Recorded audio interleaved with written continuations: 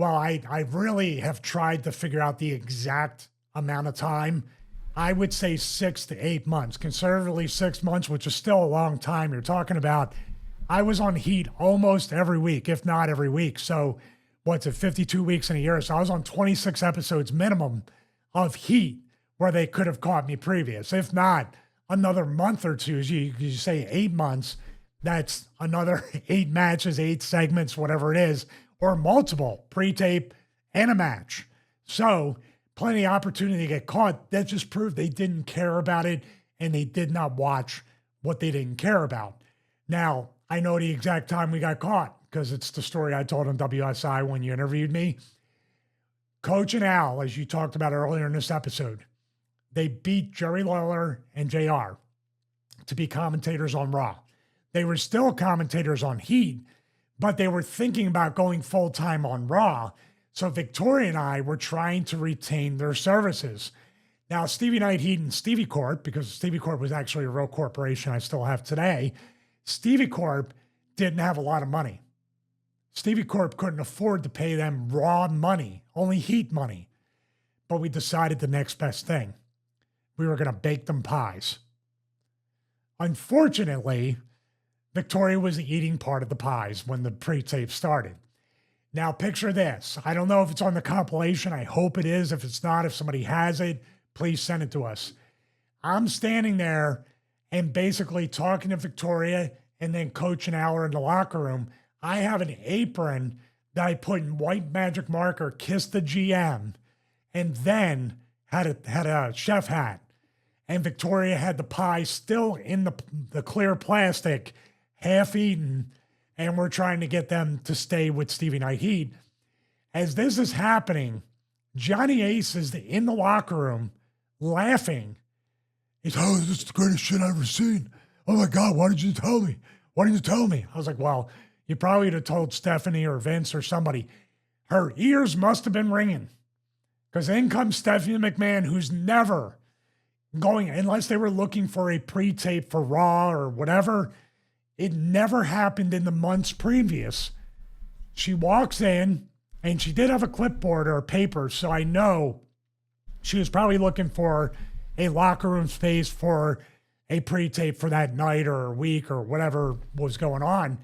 And I remember seeing her out of the corner of my eye. The take was still going on. The pre-tape was going on, and I saw her out of the corner of my eye. You might even see me turn real quick to look into the camera and break the fourth wall. But I really saw her and I go, oh man, it's over. That's the first thought I had. And the pre-tape ends. And then I just hear out of my right ear, because I'm standing like this, the camera's over here. Coach and Al, I believe, are on the other side. Victoria's somewhere in the middle. And I hear Stephanie say, Johnny, when did Stevie become the GM of Heat? And Johnny goes in the full Johnny Ace mode. I don't know, Stephanie. I just walked in. What the hell's... Stevie, what the are you doing? Bleep that out, Chris. I was like, what the are you doing, Stevie? Stevie, God. What did Stephanie? I'm so sorry. But he's laughing and smiling as he's saying it. Like almost winking at me. And I'm like... And it's like, oh, okay. Oh, I'm... Okay. And just walks away. I'm not booked on Heat. Like now they're looking. Now I'm not on Heat for, it's got to be 2 to 4 weeks, maybe minimum. Stephanie comes up to me. And by the way, I'm wearing Stevie Night Heat tights and shorts for almost the whole time. The pink ones. Then I got the Heat ones that have actually the Heat logo on them, the black and orange. Richie and Magic is beginning to make a Stevie Night Heat championship belt, which I'm still thinking about making. So there's clues everywhere. All you got to do is watch 2 minutes of Heat and go, I even was trying to get them to make an alternative, like, you know, how NWO has the, like, you know, the thing opens up and it goes black and white and it burns the film. I wanted Heat to have that kind of, like BWO did that back in ECW. ECW Open happened and it paused and it said, the following announcement has been paid for by the Blue World Order. And it was like, it froze the ECW thing and went into a BWO opening, taking over the show. I wanted that, but it couldn't happen because that probably would have been too much on the nose. So 2 to 4 weeks minimum I'm off heat. Stephanie comes up to me one day and she goes, Stevie, we have a great idea for you. Since you're on heat all the time and you're a heel and you're kind of crazy, we thought, what if Stevie thinks that he actually is the GM of Heat and you own the show?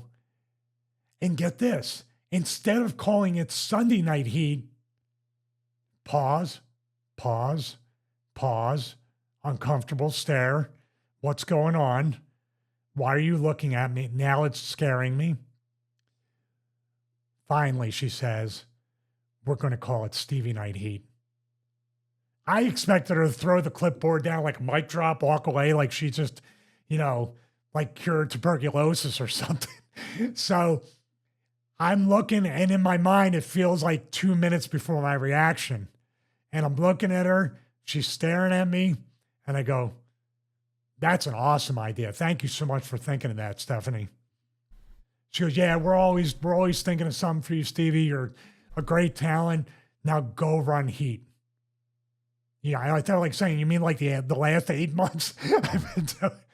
It's a great idea. And then I came back on Heat, and it might have been a month. It wasn't the same because now they were micromanaging. No more pre-tapes, no more nothing. Just come out with the tights and act like you're the GM. And then it was gone. I couldn't honestly, and as we were trying to get part 2 together, we were obviously going to talk about how it ended. I have no clue. It's like a lot of other things. Boom, it's over. I'm just not booked. I'm just not brought in on Heat. I don't have matches. It's just what it was. And I think after that, I was on Velocity. And I started coming out of Wrestle Bob Holly saying, now this is my show. This is my show. Just trying to recreate it. Who was micromanaging it the second time? Well, I think they were micromanaging because I couldn't get a pre-tape. I couldn't get a production person. It was found out. WWE was aware of it. So now it was, you have a match against this person. I said, well, can we have a pre-tape? No, there's no time for a pre-tape. So there must have been something brought down to say, you can't have this anymore. Why would it so drastically change from what it was? Going back to Stevie Night Heat and how it ended. So before we do, so the micromanagement, that was just more of a nebulous thing because you just knew people were watching you and therefore you couldn't get anything cleared. Well, I don't think it was micromanagement in the strictest definition of the word. Like they were over top and saying you can do this but can't do that. It was just a constant rejection of what previously got approved. So there must have been an edict put down to say, no pre-tapes on Heat. Don't give Stevie this. You need to clear it with us first. And I guess the production people said, well, we're caught. What are we going to even try to put the effort in to get this through? And it did change the mood of the whole thing. It felt a lot more like we were just working Heat. There was no more of that, like we can get away with this. I just, you have the feeling how does it happen where Stephanie finds out, Johnny laughs, throws us under the bus, never knew. And then I'm off for a month to make people forget about that presentation. Then I come back just to work matches and commentators refer to me as the GM of Heat, but there's never pre-tapes or angles or matches connected to it. Just to fill people in as well, after the Benoit match with Stevie, that was his last appearance on Heat. Then it was Chris Masters on Raw, and we know what happened there with the nose breaking. Then you wrestle Chris Masters again 4 months later, and then you're taken off TV for another 2 months, and then you go to Velocity with the Blue World Order thing, very briefly, and then Velocity a bit, and then you're taken off television for 9 months. And then you're back to the ECW, the WWE version of ECW. But that is a story for another day. For Stevie Night Heat, do you have a suspicion there was a stooge who stooged it off, if it was Johnny, or do you think it was just happenstance Stephanie happened to see? Ooh, that's a great question. You think somebody clued her in that we're doing this and she happened to walk in. It's not out of the realm of possibility. For all we know, Johnny told her, and Johnny went in first to make sure the pre-tape, this can all drive you nuts. It's over. It's fine. Thank you once again to the person who created the compilation to still keep the memory of Stevie Night Heat alive. And I appreciate people still appreciating the fact that we did that, including the boys still talk, like Maven, Dreamer, and other people talk fondly about those times. Did you ever speak to Vince McMahon about Stevie Night Heat? Oh God, no. I learned I made him I shouldn't have spoke to him after that about the Ken Kennedy match either. That was another 4 months off. When was that? Was that on? That was after they showed, that was the Velocity match with Bob Holly. Yeah. Where he brought the tape in and basically showed it to the talent meeting. So, is that pretty much it then? I'm just looking at all the follow-up questions, if there are any. Stevie Night Heat continues for a little while. Any segments? So there were no real segments in the second stint of Stevie Night Heat. It wasn't the same. So once again, just to clarify, the second time, it just kind of fizzled out. There wasn't any edict saying it's not happening, but also at the time, you were being taken away from Victoria as well. There were a ton of things. This was actually worse than the Wacko Stevie Sunday Night Heat days with Raven, the Hardys, and stuff like that. This was literally now you did feel like you were demoted to a show that nobody cared about. And they were drawing, dude, you saw the ratings. Some were drawing 1.1, 1.2, 1.3 for a taped show on a Sunday night. I think some people would kill to have those ratings now. Yeah, well, AEW would. Probably WWE would, if you believe what they're apparently drawing on Netflix these days. Oh, the overall numbers used to be under 1 million. They were going to tap under 1 million before on USA, remember? Yeah. I'm just having a look as well. So if we say for 2004,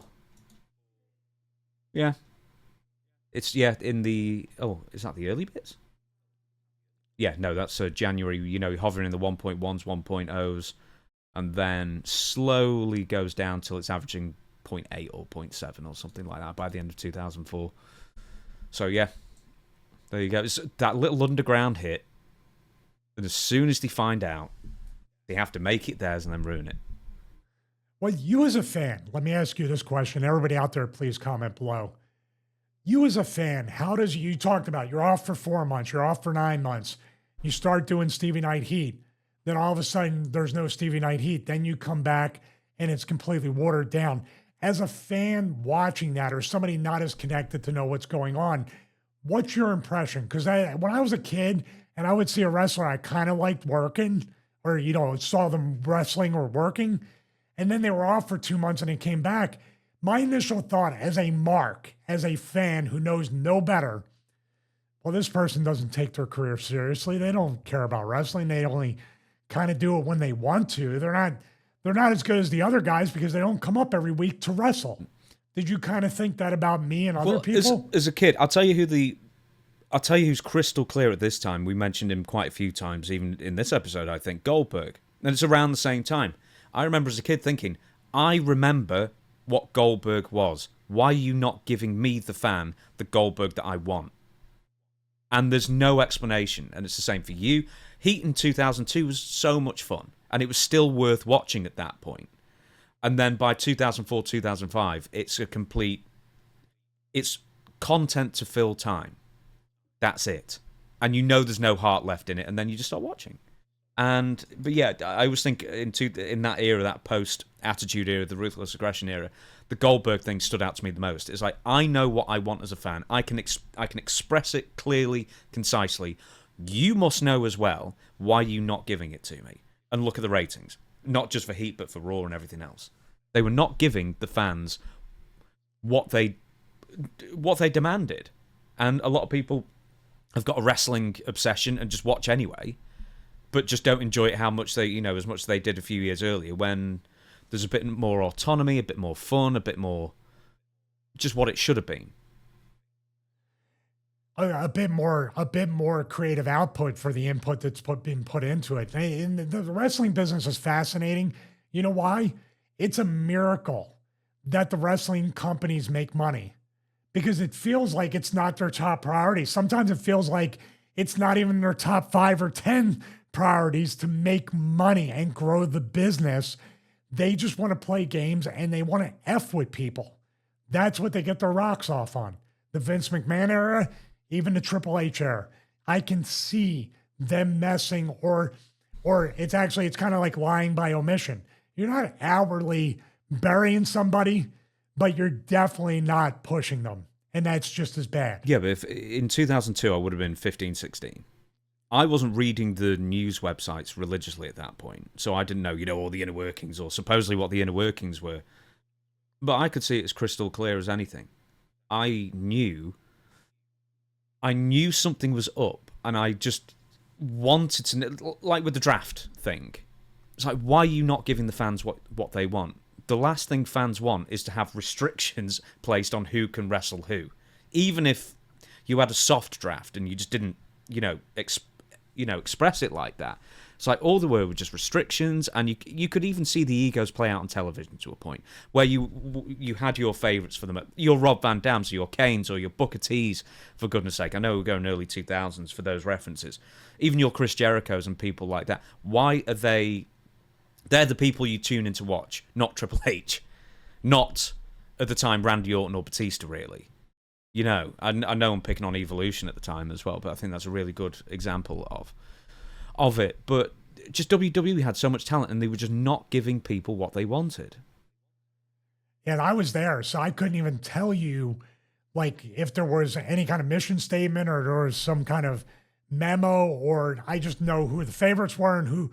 It's not even like you're hated or you're looked down upon or they're actively against you. It's just like I said before, if Vince McMahon would go up to Triple H and say, hey, what do you think about that guy?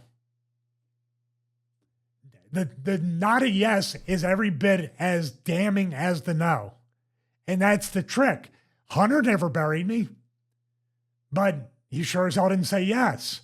I'm talking about all talents that had that golden shovel treatment, as people talked about. It's become a meme. So even now, this dude, like we joked about on Russo, this guy is now narrating the writer's show, Triple H. Mm-hmm. Like, how much is enough, especially with a heart condition? Dude, take it easy. He just said on the post-show press of Night of Champions, or the crowd was saying, one more match or whatever, and he said, if that is the last thing I do, then that would actually be the last thing I would do. As in, I would die if I tried to wrestle one more time. So he's clearly pretty sick still, or his heart just can't take this kind of thing. But yeah, that. But I have that. There's that thing in the back of the mind where he's keeping himself relevant, and he did that thing with Rock. If Rock ever comes back, his work is done here. Mm. But I just think he will have one more match, or he will be involved in some way, in some physicality within a match, even if it's a 2-minute match for the feel-good moment. Yes, but I tell him, I agree with you. Please don't make it the last thing you ever do by having a last match. We've learned from Ric Flair what can happen to your heart in a match. I mean, I've talked about my medical past too. We've edited some of that stuff out. I'm afraid that could happen to me. And I do cardio every day, and I'm not a big weightlifter anymore. I use bands. My joints are feeling good, and that's very dangerous when you apply the ego to it. That's why I think eventually this guy's going to have a match. Just before we move off on this, just a few more things. Just once again, as a fan, and I kept saying, you're not giving me what I want. Well, guess what happened to the hardcore division? Taken away. So, there's a load of fun. There's a fun segment every single week that's now gone. 2006. The Intercontinental title for a year was gone. The European title was gone now, so there's nothing for anyone to fight for as singles. All the tag teams were split up. So, and Matt Hardy did great with it. I think his run was more memorable than Jeff's as a singles run at that time. But then no more Dudleys, no more Hardys, no more... there was already no more Edge and Christian, no more APA. They were just... I don't know why WWE just looked at the roster, looked at what they were doing, and thought, I know what we need to do. Strip the programming of everything that people look forward to. Or if they're your favourites, tough, we're going to present them in our way, or we're not going to present them at all. Like the Goldust Tourette's thing. What was that about? I was like, I remember watching that thinking, I don't want Goldust presented like this. He was doing great with Booker T. Then they changed it. I couldn't have an answer for that. I'm going to fast forward it because you think it's still the ruthless aggression era. I'm going to fast forward. They had the perfect answer and the perfect recreation to protect a category of talent that Eric Bischoff did an amazing job with on Nitro, the cruiserweights. The cruiserweights were special on Nitro. Now, as time went on, obviously, but that was a draw of the special attraction, the variety show, and giving somebody lucha libre, the high flying stuff, and having that stand out in a sea of monsters like Hogan, Nash, Hall, Goldberg, all that stuff. The Cruiserweight Classic is a tournament that I still watch while I'm doing cardio in 2025. Then they ruined that. They could have just recreated it, kept it as its own thing. Obviously, 205 Live, all these things. And I'm not just saying that because I posted that picture on the community post of that I sent you, where I weigh 190 pounds. But the Cruiserweight Classic was something that you could have right up there with King of the Ring, featuring talent from all over the world once a year to come in. Here's a tournament that we feature across all the TVs, including NXT. That's why I saw it as a great opportunity to not use the lightweight talent or the small talent as fodder or feeding to the bigger talent, but having them special and having them showcased.